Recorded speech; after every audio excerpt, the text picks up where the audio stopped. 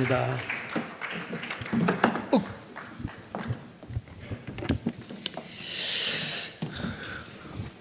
저는 감옥을 안 갔기 때문에 절대 큰일 못하고 전 목사님 어시스턴트로 돕는 자로서 제가 말씀을 드리고 싶은 게 있습니다. 제가 제일 먼저 조선일보 읽을 때 평화행진을 한다는 그걸 딱 보는 순간에 피가 역으로 솟구치더라고요. 저는 왜 그러냐면 지금 우리는 심각하게 영적으로도 그렇지만 지금 하부 조직까지 완전히 공산화의 물결이 파급되어져 있어요. 그래서 지금은 싸워야 할 때예요.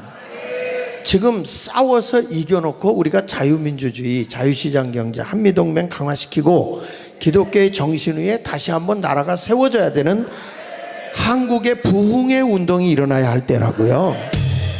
그러니까 예수님께서 부활하시고 세 번째 베드로에게 나타나잖아요. 디베라 바닷가에. 디베라 바닷가에 나가는데 이분이 예수를 세 번이나 부인했던 사람이고, 그리고 예수님이 부활하신 후에 직접 만났어요. 그래도 예수님이 몇 번 자기에게 안 찾아온다고 난 고기나 잡으러 가란다 하고서 오히려 전도를 해가지고 고기 잡으러 가더라니까. 복음을 위해 가는 게 아니라 어부 출신 아닌 사람까지 데리고 가더란 말이에요. 그래서 거기서 밤새도록 고기를 잡아도 못 잡았는데 해변가에 오셔서 예수님이 오른편으로 그물을 내려라 해서 내렸을 때 고기가 잡히니까 그때 요한이 주님이시다 라고 얘기하니까 베드로는 또 성질이 급해서 그냥 뛰어내려가요. 근데 희한한 건 겉옷을 두르고 뛰어들어갔다 그래서 성경에 보면 겉옷을 두르고, 아니 물속에 뛰어들어가면 입었던 옷도 벗어야 되는 거 아니에요? 그런데 입고 들어가는 거예요. 이게 뭐냐면 네가 설쳐봐야 너는 겉옷 교인이다 이거야. 속옷 교인이 아니고. 그러니까 주님이 십자가에 못 박힐 때 속옷은 찢지 않잖아요. 겉옷은 찢어버렸잖아요. 그러니까 겉불이 붙었던 데는 다 떠나가더라고. 이것도 애국운동 하다가 힘들고 어려운 일 생기잖아요. 자기 이익이 안 오잖아요. 겉불들은 다 찢겨 나가더라고. 예수를 부인하고 다 떠나갔잖아요. 근데 끝까지 십자가에 있는 분도 있었잖아. 여인들이었죠. 저는 이 목사들도 아니라고 뭔가 얻으려고 하는 사람들은 뭔가 하다가 자기에게 불이익이 올 것 같으면 다 찢겨 나가버려. 그러니까 이 베드로도 그랬던 사람 아닙니까? 예수를 세 번 부인했던 사람. 그리고 예수님이 조반을 먹이고 난 뒤에 세 가지 질문해요. 14절 보니까 21장 14절에 요한복음 예수님이 부활하시고 세 번째로 제자들에게 나타나서 조반을 먹고 난 후에 참 기가 막힙니다. 베드로에게 예수님이 질문을 해요. 그런데 그때에 베드로라는 이름은요, 주는 그리스도여 살아계신 하나님의 아들이라고 고백하고 난 뒤에는 베드로라는 이름을 주님이 뺀 적이 없어요. 주는 그리스도여 살아계신 하나님의 아들이라고 고백하고 난 뒤에는 요한의 아들 시몬 베드로 또는 베드로 시몬 이렇게 꼭 얘기를 했어요. 그런데 여기 와서 예수님이 다시 질문할 때는 요한의 아들 시몬아 이렇게 질문을 해요. 이게 뭐냐면 내가 너에게 사명을 주었던 목사직 뛰어라, 장로직 뛰어라, 집사직 뛰어라 다시 묻는 거예요. 자연인으로 돌아가서 너 나 사랑하느냐? 내가 이 세상에 어떤 것보다도 나를 더 사랑하느냐? 이렇게 질문하는 거예요. 저는 이 부활주일에 다시 한번 한국교회에 이 질문을 주님이 던진다고 생각을 해요. 너 목사직 뛰어라. 내가 대형교회 목사야? 아니 내가 작은 교회 목사야? 할 것 없이 다 뛰고 진짜 내가 이 세상의 그 어느 것보다도 나를 더 사랑하느냐? 베드로가 고백을 하죠. 내가 주님을 사랑하는 건 주님이 아시잖아요. 내 어린 양을 먹여라. 여기서 어린 양이라고 얘기했어요. 그 어린 양을 먹여라. 이 어린 양을 먹여라 또 두 번째 물어요. 요한의 아들 시몬아. 이때까지 직분이 안 좋아져요. 그러니까 내가 주님을 사랑하는 줄 주께서 아십니다. 내 양을 쳐라. 또 사명이 주어져요. 세 번째 물어요. 베드로가 망설여요.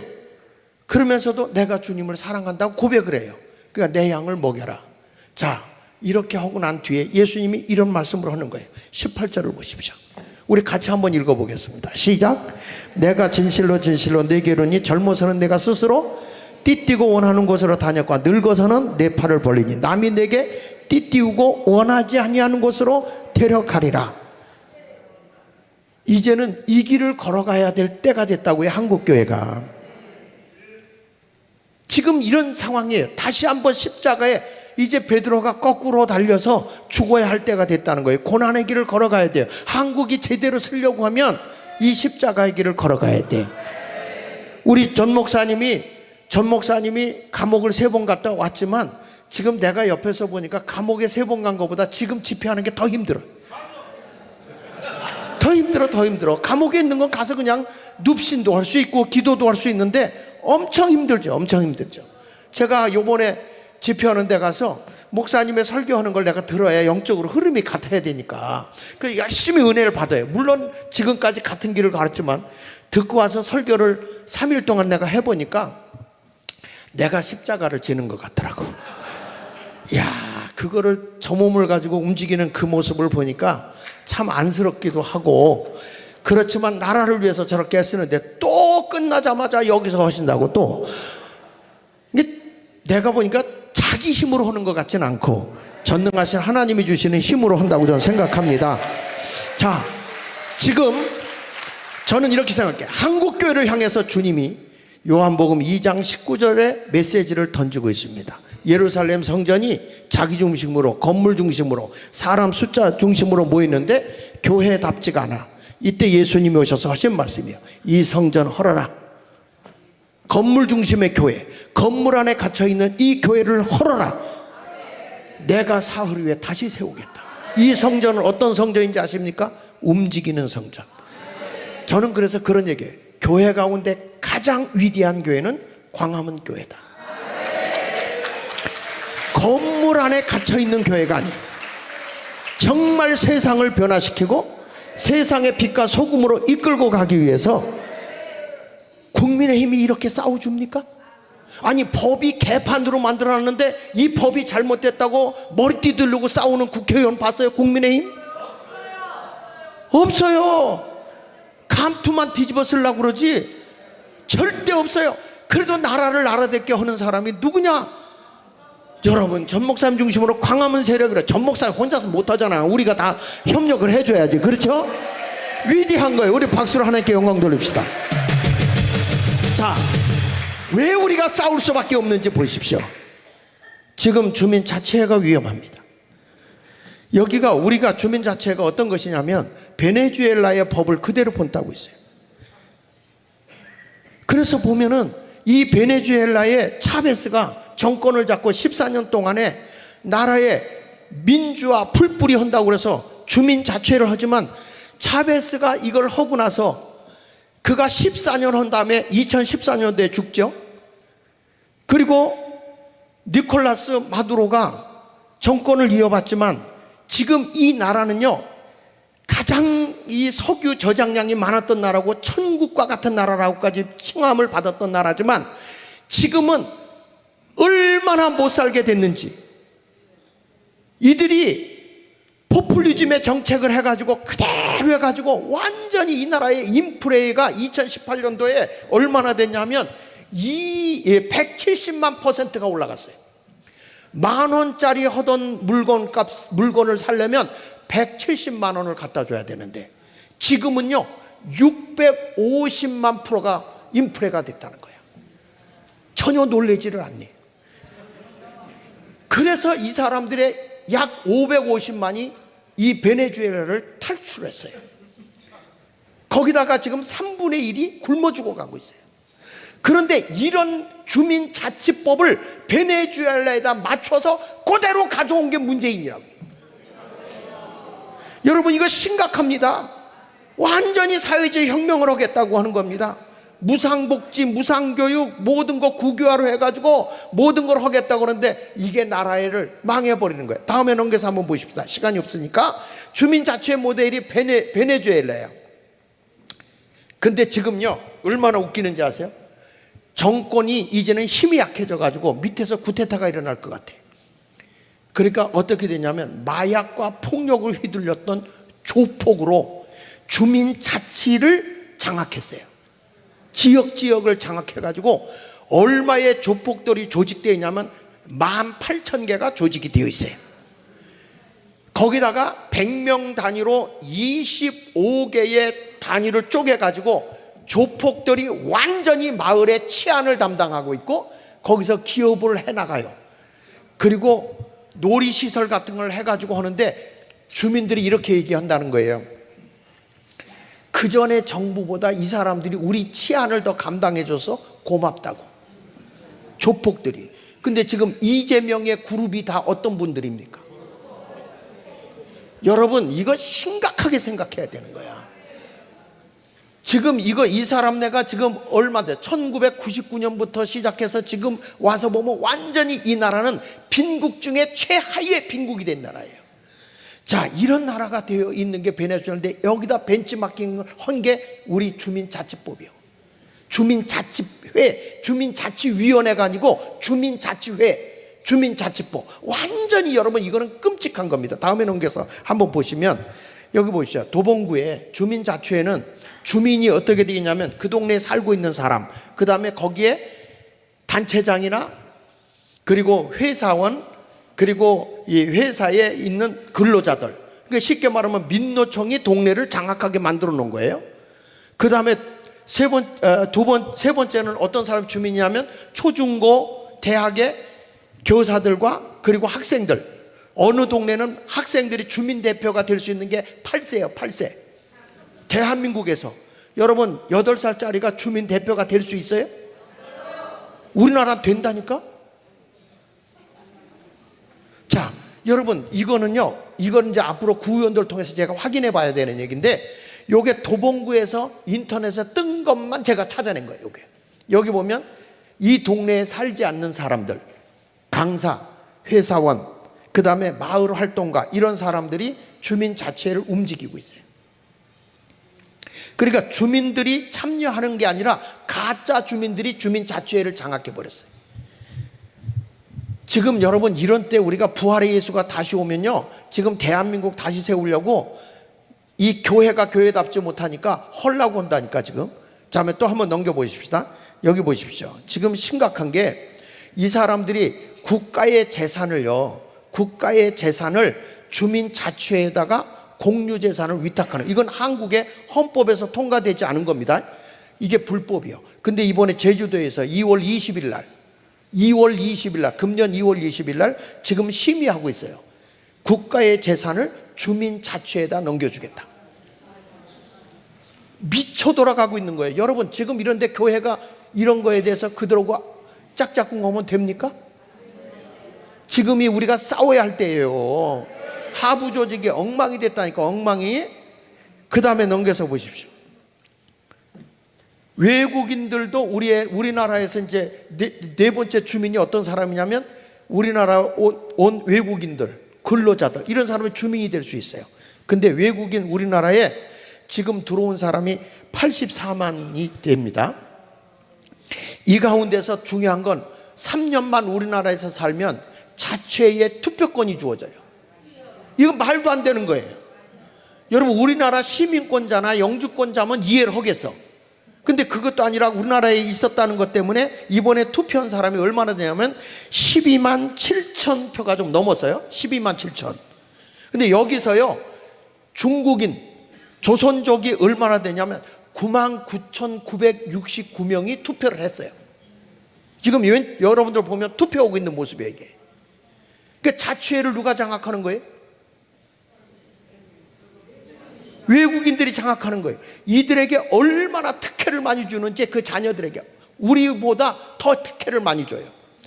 그래가지고 지금 30여 곳에 차이나타운을 세워주고 있는 건데, 이게 정동진 차이나, 여기 강릉이죠, 강릉. 어마어마 이런 걸 지금 중국인 살판 났어요. 그러니까 이 사람들 기가 살하고 한국 사람 잡아 죽이잖아. 살인자, 중국 조선족이. 여러분 지금 우리나라가 물론 외국인도 왔다고 해서 한 게 아니라 이들의 고난을 막강하게 줬다고요. 대통령 선거도 그때까지는 투표를 못했지만 주민자치회까지는 장악하게 만들어놨다고. 이거 되겠어요? 내가 사는 마을 내가 지켜야 되는 거 아니에요? 그런데 여기서 여러분 주민자치회에서 빠진 건데 교회는 제외, 법이 딱 그렇게 돼 있어요. 교회는 제외시켰어요. 외부에서 사는 사람이 들어와서 막 활동을 하고 휘젓고 돌아다녀도 교회는 여기다 뭐라고 말할 수가 없어요. 그런데도 교회는 눈이 멀어 있다고. 그러니까 여러분이 부활주의를 통해서 교회를 깨워야 될 거 아닙니까? 교회가 건물 안에만 가다 놨다고 되냐고. 지금 무슨 평화행진할 때냐고. 싸울 때지. 남북 북한에다 뭐 갖다 주고 싶어서 그래야. 뭐 지어준다고. 여의도 순복음께서 북한에다 뭘 그렇게 많이 지어준다고 난리쳐. 한국에 있는 어려운 사람들에게 뭐 좀 지어줘 보지.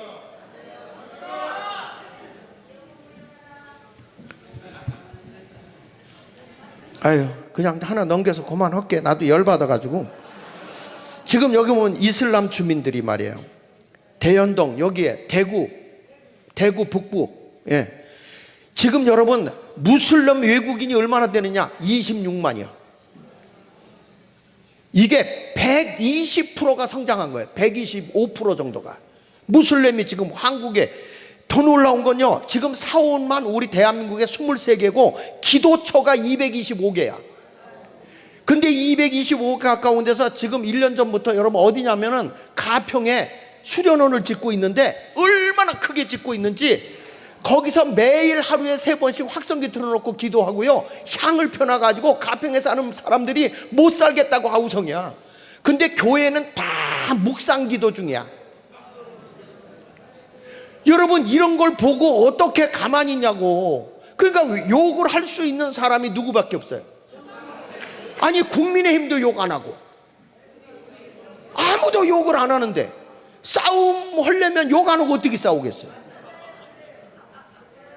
그렇잖아요. 그런데 그걸 가지고 괜히 프레임을 걸어서 자꾸 나쁜 목사, 어떤 신문기자 제가 만났습니다. 전 목사님처럼 진실로 만나서 그분의 얘기를 1시간만 들어라 내가 그랬어요. 왜? 사실대로 들어라. 바깥에서 들은 선입관 갖지 말고 그냥 들어라. 그분 자체가 속에는 애국밖에 없다. 애국밖에. 자기 욕심이 없다. 그래서 내가 그 기자 PD들 놓고 전 목사님한테 1시간 얘기 듣고 얘기하자 그랬어요. 선입관 가지고 와서 뭐 이미지를 어떻게 바꾸고, 아니 그런 거 하지 말고 그냥 그 모습 그대로 받아라. 그 모습 그대로. 그래도 부끄러울 거 없다.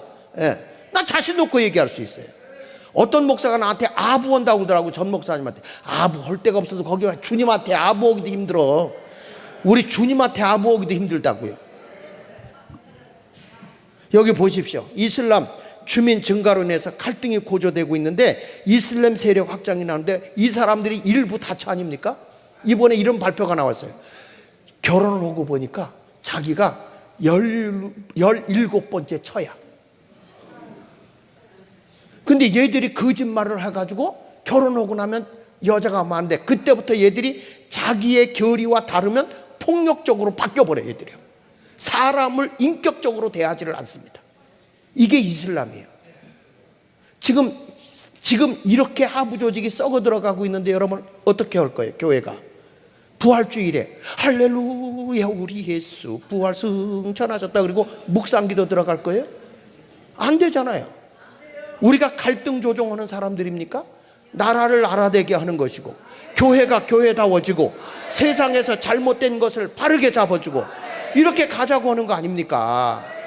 이런 일을 위해서 우리가 이번 부활주일에는 정말 새롭게 내가 나를 사랑하느냐?